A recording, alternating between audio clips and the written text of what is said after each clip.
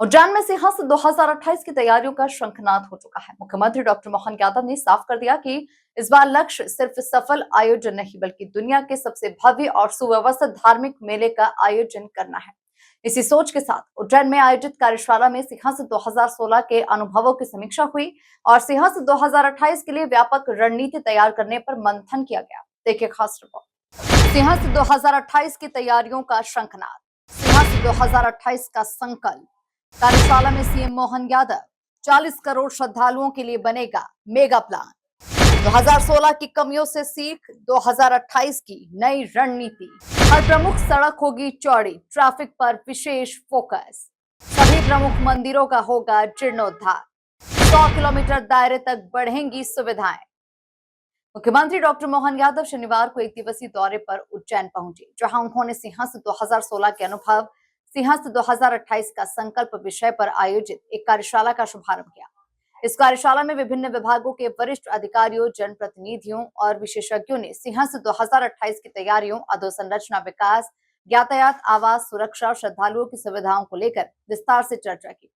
कार्यशाला को संबोधित करते हुए मुख्यमंत्री डॉक्टर मोहन यादव ने कहा कि सिंहस्थ 2028 के लिए समितियों का गठन जल्द ही किया जाएगा। इस बार समितियों में केवल स्थानीय लोगों को ही नहीं बल्कि पूर्व सिंहस्थ में काम कर चुके अनुभवी लोगों को भी शामिल किया जाएगा, ताकि उनके अनुभवों का लाभ लेकर आयोजन को और बेहतर बनाया जा सके। ऐसा लगता कल की बात है। तो ये कुल मिलाकर के जो प्रयोजन इस बैठक का भी है, आयोजन का भी है, एक महत्व की बात मैं इस पे जरूर काम करूंगा कि हमने अपनी सिंहस्थ समितियों का अभी नीचे की समितियों का, केंद्रीय समिति का गठन बाकी रखा है। वो बाकी इसलिए रखा है कि अभी तक हमारे यहाँ पर यहाँ से जुड़े हुए जनप्रतिनिधियों को ही जोड़ते थे, लेकिन अनुभव जन्य जो लोग इसमें काम करने जाए वो भले ही अपने सेवानिवृत्तों को उनको भी स्थान देने के लिए हमने गुंजाइश ली है, ताकि आपके अनुभव का लाभ मिले। ये इसमें महत्वपूर्ण आपके सुझाव भी सब रहेंगे, क्योंकि ये सिंहस्थ हमारा आपका सबका है। और उसी नाते से अगर मैं अब 2016 से अभी तुरंत तुलना कर लूं या 2004 से तुलना कर लूं, तो 2004 तक यहाँ रुकने के लिए आमतौर पर 2 होटल बनती थी। उसके बाद में मालूम पड़ा सिंहस्थ बाद एक बंद हो जाती, एक आध चली तो चली, नहीं तो टूट जाती थी, क्योंकि आमतौर पे कोई आवागमन इतना था ही नहीं। इसीलिए एक चुनौती रुकने रुकाने के लिए भी व्यवस्थाओं की। लेकिन अब आप देखो उज्जैन का कितना समय बदल गया है। 2022 के बाद ये बड़ा पैमाने पे एक सहायता मिलेगी, जब हम बाकी मेहमानों को रोकने के लिए भी इसका भी प्रबंधन देखेंगे तो बड़े पैमाने पे इसका लाभ मिलेगा। स्नान के लिए तो बता ही दिए घाट कितने, और 2016 हो या 4 हो, हमको बाहर से आने वाले मार्ग कम पड़ रहे थे। वहां से जो रोड की जो चौड़ाई थी, बड़े पैमाने पे दबाव बनता था, वो सारे दबाव इस बार भगवान की दया से अपने पास खत्म करने का प्रयास किया। कोई रोड ऐसा नहीं बच रहा है जिसको 4 लेन नहीं किया है, कोई रोड ऐसा नहीं जिसको चौड़ा नहीं किया।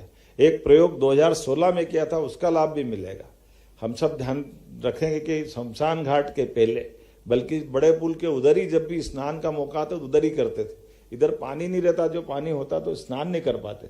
अब की बार ये बदलाव आएगा। पिछली बार 2016 में वाल्मीकि घाट पे स्नान कराया था, बड़ी चुनौतियों के बीच, कैसे भी किया था वह भगवान जाने, लेकिन जो भी हुआ अच्छे से हुआ। हमारा वो एक स्नान का बड़ा चुनौती वाला, माननीय गृह मंत्री जी आए थे, अपने सारे दोनों तरह के अखाड़ों के सेव हो, वैष्णव हो, सब लोगों ने मिलकर स्नान किया था।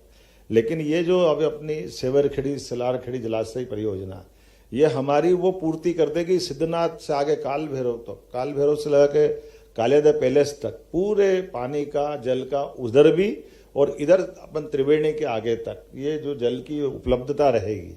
ये स्नान की बहुत बड़ी चुनौती का अपने आप में एक इसमें ये चुनौती से निपटने का रास्ता ढूंढा। उसी प्रकार से अंदर के मार्ग भी, अंदर की सीवर लाइन की कठिनाई भी 2004 की भी मालूम है, जो हम सब राजोरा जी और सब थे, वो बहुत तरह की चुनौतियां थी। उन सारा चीज़ों का समाधान भी करने का प्रयास किया। फिर जो चीज़ खड़ी की जा रही है उसको लंबे समय तक लाभ लिया जाए। अब इसी में एक बताने के लिए, चूंकि ये छोटी पड़ जाएगी, इतनी सारी चीज़ें भी है, सारे देवस्थान को भी बड़ा करने का इसमें प्लान बनाया है।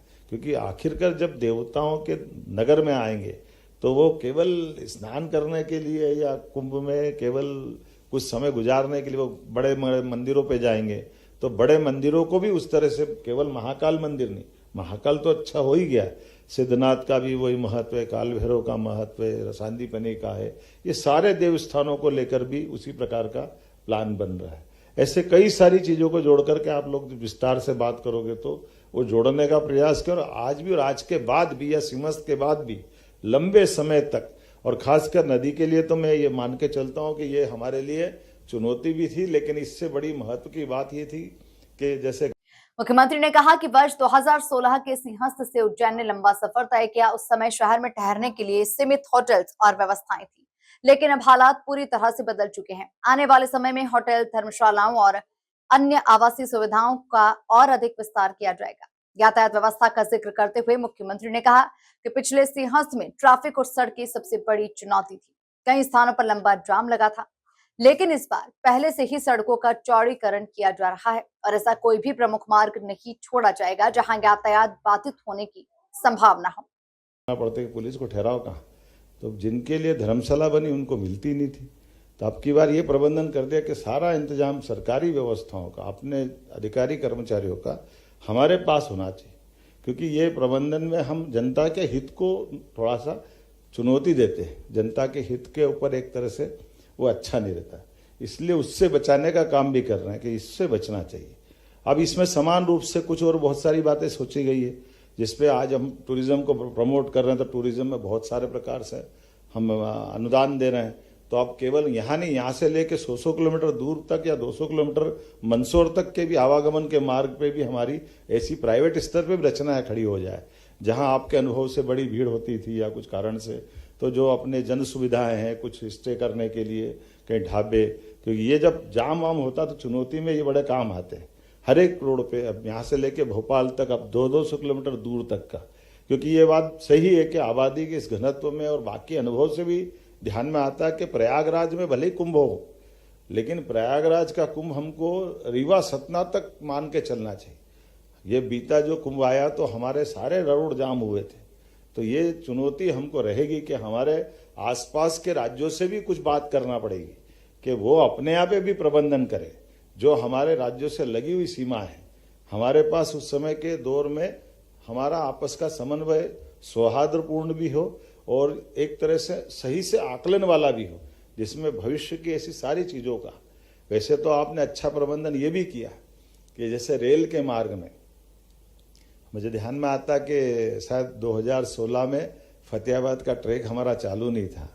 अब फतेहाबाद का ट्रैक भी चालू हो गया और ये एक तरह से उसको आकर के पुराने शहर की जरूरत ही नहीं पड़ेगी, वो सीधा ही नागदा निकल जाए। और नागदा से भी ट्रेन का बाईपास हो गया तो नागदा 1 घंटे ट्रेन खड़ी नहीं रहेगी। ये छोटी छोटी बातें थी। हमने कहा नागदा से बॉम्बे का ट्रैक तो ऐसा है कि दिल्ली बॉम्बे की ट्रेन 2-2 मिनट में चल देती, लेकिन उज्जैन की ट्रेन आएगी तो 1 घंटे पड़ी रहेगी जब तक वो इंजन बदल के आगे से पीछे नहीं आ जाए। तो ये अच्छा हुआ कि माननीय प्रधानमंत्री को मैंने पत्र दिया, माननीय रेल मंत्री ने मंजूरी दी और मुझे लगता है भाटखेड़ा वगैरह भाटीखेड़ा में बन गया है। तो अब ये ऐसे यहाँ ये ऐसे पिंगलेसर वाला भी हमारा है, ऐसे नए स्टेशन वाली बात भी है कि अब परमानेंट भी बना दो, एक तो महाकाल के पास वाला भी और एक उधर मुल्लापुरे के आगे वाला भी। ये भी स्टेशन के आगे जाकर के हमारे केवल पुराने स्टेशन से काम नहीं चलेगा, उसको हमको स्थायी निदान पे ले जाना पड़ेगा।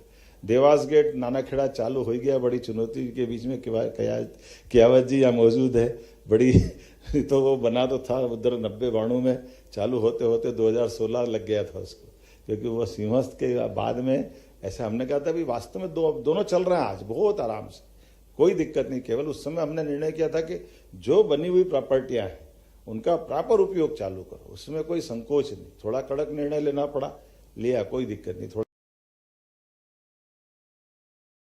तो मैं उम्मीद करता हूं कि आप सबके बैठने का, मिलने का, और जैसे मैंने फिर कहा कि भगवान महाकाल की इच्छा है, गोपाल कृष्ण की इच्छा है कि आपको पुनः इस बड़े पवित्र कार्य के यज्ञ में अपनी आहुति देने के लिए आपके समय के साथ आपके सुझावों को लेकर के भगवान ही मौका दे रहा है।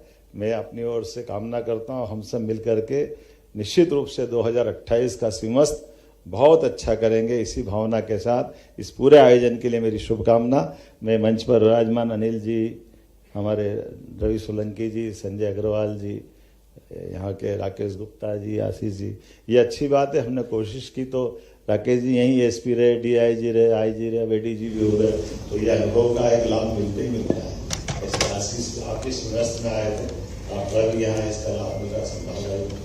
तो ये आप दूसरी एक महत्व की बात, आप ऐसे और दक्षता लोगों की अगर आप सूची दोगे जिनको भविष्य के आने वाले 2 सिंहस्थ आगे तक काम करना और आयु कम है, उनको भी ये सिखा देना चाहिए। यही समय है हमारे पास उनको जोड़ने का, क्योंकि ये पार्ट ऐसा है कि जब ये हम एक दूसरे को ये तो वेतन देने वाली रिले रेस होते जाना आगे बढ़ने सारी व्यवस्थाओं के लिए, ये बात सही है कि जैसे तैरने वाले को अगर कितनी भी बाहर ट्रेनिंग दे दो, उसको पानी में जाकर कैसे करना, जब तक वो पानी में नहीं जाएगा तब तक वो उसका आनंद नहीं ले सकता।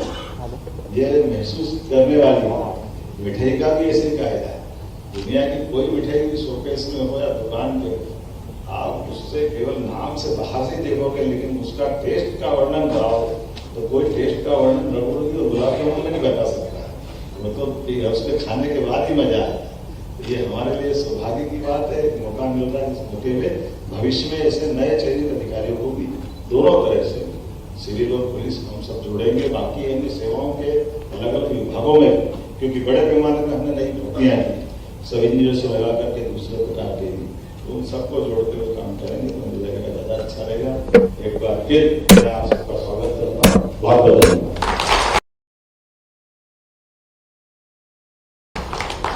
इस सारगर्भित उद्बोधन के लिए बहुत बहुत धन्यवाद सर। मैं आभार प्रदर्शन के लिए आदरणीय अतिरिक्त पुलिस महानिदेशक महोदय को सदर आमंत्रित करती हूँ। धन्यवाद आपका। आज के सिंहस्थ 2016 के अनुभव और 2028 के संकल्प इस सभा में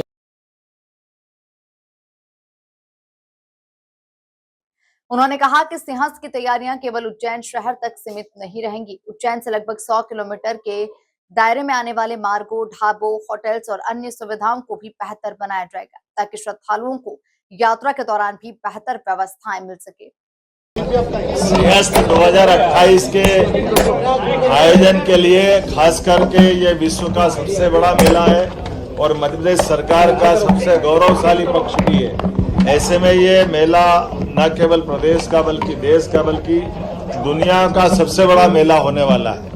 ऐसे मेले की व्यवस्था के लिए जब आबादी तो 8-10 लाख की है, लेकिन जब 30-40 करोड़ लोग आएंगे, उनके प्रबंधन को लेकर के अभी तक के 2004, 16 और भविष्य की दृष्टि से ऐसे सारे अधिकारी जिनको पहले का अनुभव है, उनके अनुभवों का लाभ लेते हुए वर्तमान में जो कार्यशाला आयोजित की जा रही है, एक तरफ में स्थायी प्रकृति के काम भी लगा रहे हैं, दूसरे अनुभवजन्य सारे अधिकारियों को बुला करके की जाने वाली व्यवस्थाओं में उनके उपयोगी सुझाव, उनका मार्गदर्शन, इससे होने वाले लाभ और तमाम प्रकार की चुनौतियां, इस सब पे खुल करके बात करने के लिए आज मैं यहाँ इसकी कार्यशाला का उद्घाटन करने के लिए उज्जैन आया था। मेरी अपनी ओर से बाबा महाकाल की नगरी में होने वाले सिंहस्थ के आयोजन को लेकर के ये प्रत्येक प्रकार की गतिविधि हमारे अपने प्रदेश के लिए गौरव का मौका देती है और ये आयोजन यशस्वी प्रधानमंत्री के नेतृत्व में सांस्कृतिक अनुष्ठान का जो पर्व चल रहा है, विरासत से विकास की ओर, ऐसे में सनातन संस्कृति के प्रत्येक नगरी में, उत्सव में, आयोजन में, मेले में गरिमा गौरव के साथ हमारी प्रतिष्ठा बढ़ने वाले ऐसे सारे आयोजनों के लिए पर्याप्त समय पूर्व चिंता करके प्लानिंग करने के लिए मैं अधिकारियों को भी बधाई देना चाहूंगा और उम्मीद करेंगे दिन भर बैठ करके किया जाने वाले निर्णय का परिपालन करने में भी दक्षता से काम करेंगे। बहुत बहुत धन्यवाद। मुख्यमंत्री डॉक्टर मोहन यादव ने कहा कि सिंहस्थ 2028 विश्व का सबसे बड़ा धार्मिक आयोजन होगा, जिसमें लगभग 40 करोड़ श्रद्धालुओं के आने की संभावना है। ऐसे में मध्य प्रदेश सरकार अभी से दीर्घकालिक योजना बनाकर कार्य कर रही है। Bureau report, MP news, Ujjain.